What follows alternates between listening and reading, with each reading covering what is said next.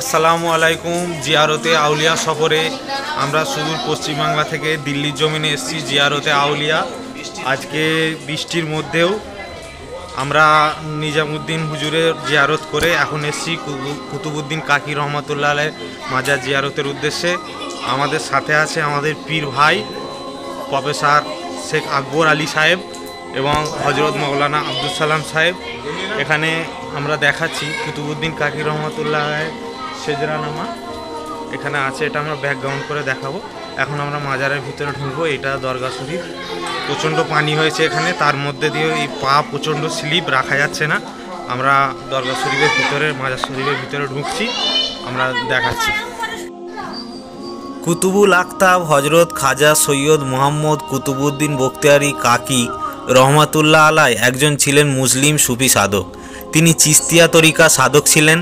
তিনি খাজা মঈনুদ্দিন চিস্তির শিষ্য ও খলিফা ছিলেন। তার নামে দিল্লির বিখ্যাত কুতুব মিনার উৎসর্গ করা হয়। শিষ্যত্ব গ্রহণ করার আগেই চিস্তিয়া তরিকা শুধুমাত্র আজমির ও নাগাউরের মধ্যে সীমাবদ্ধ ছিল। দিল্লিতে স্থায়ীভাবে এই তরিকাকে প্রতিষ্ঠায় তিনি গুরুত্বপূর্ণ ভূমিকা পালন করেন। তার দরগা বা সমাধি মেহরাউলের জাফর শহরের পাশেই অবস্থিত এবং পুরানো দরগা দিল্লিতে অবস্থিত, যেখানে তার ওরস পালিত হয়। কুতুবুদ্দিন বখতিয়ার কাকি 1173 খ্রিস্টাব্দের দক্ষিণ কিরগিজস্তানের উস নামক স্থানে জন্মগ্রহণ করেন। 16তম শতাব্দীতে মোগল সম্রাট আকবর উজির আবুল ফজল ইবনে মুহাম্মদ রচিত কুতুবুদ্দিনের জীবনী আইনি আকবরতে উল্লেখ করা হয়। তার পিতার নাম কামালউদ্দিন কুতুবুদ্দিনের 1.5 বছর বয়সে মৃত্যুবরণ করেন।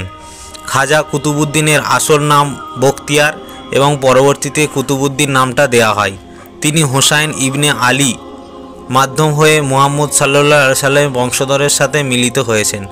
দিল্লি সালতানাতের প্রতিষ্ঠাতা ইলতুৎমিশের অবসরের সময়ে নিজ পীর মঈনুদ্দিন চিশতি একান্ত ইচ্ছায় খাজা বখতিয়ার দিল্লিতে চলে যান এবং সেখানেই বসবাস করতে থাকেন।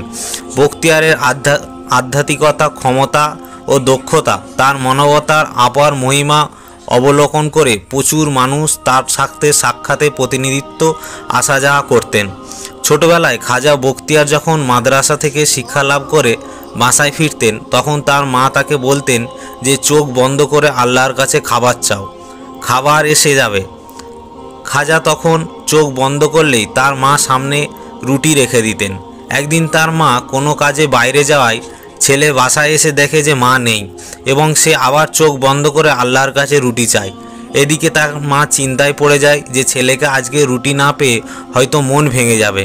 কিন্তু মা যখন বাসায় আসে, দেখতে পান ছেলে রুটি চিবোচ্ছে এবং জিজ্ঞেস করায় জানতে পারেন চোখ বন্ধ করে আল্লাহর কাছে সাহায্য চাইতেই রুটি এসে পড়ে। এই অলৌকিকতার পরে খাজা কুতুবুদ্দিন বখতিয়ারের নামের শেষে রুটি তথা কাকি শব্দ যোগ হয়। তিনি ছিলেন একজন মুসলিম সুফি সাধক। তিনি চিস্তিয়া তরিকার সাধক ছিলেন। তিনি খাজা মঈনুদ্দিন চিশতির শিষ্য এবং খলিফা ছিলেন। তার নামেই দিল্লিতে বিখ্যাত কুতুব মিনার উৎসর্গ করা হয়। হজরত খাজা সৈয়দ মোহাম্মদ কুতুবুদ্দিন বখতিয়ারি কাকি রহমতুল্লাহ আলাই জন্মগ্রহণ করেন 1173 খ্রিস্টাব্দে এবং ওফাত নেন 1235 খ্রিস্টাব্দে। হজরত খাজা কুতুবুদ্দিন কাকি বখতিয়ারি রহমতুল্লাহ আলাইয়ের বিষয়ে আরও কিছু জানতে ভিডিওটি পুরোটি দেখতে থাকুন। আপনারা ভিডিওর মধ্যে যেগুলো দেখতে পাচ্ছেন এগুলো হজরত খাজা কুতুবুদ্দিন বখতিয়ার কাকি রহমতুল্লাহ আলাইয়ের আওলাদ এবং ওনার বংশধরদের মাজার শরীফ।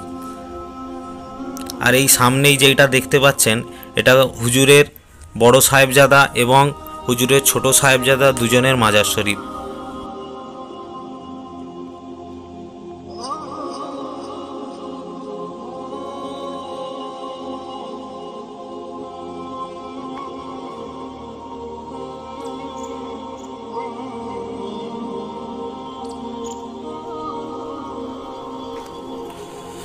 আসসালামু আলাইকুম। এখন আমরা আছি কুতুবুদ্দিন কাকি রহমতুল্লাহ আলাইহির মাজারের ভিতরে।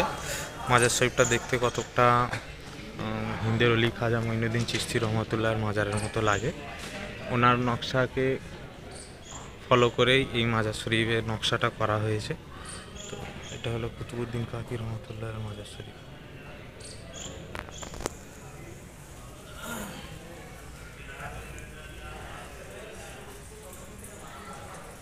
চারিদিকে অনেক কবরস্থান আছে।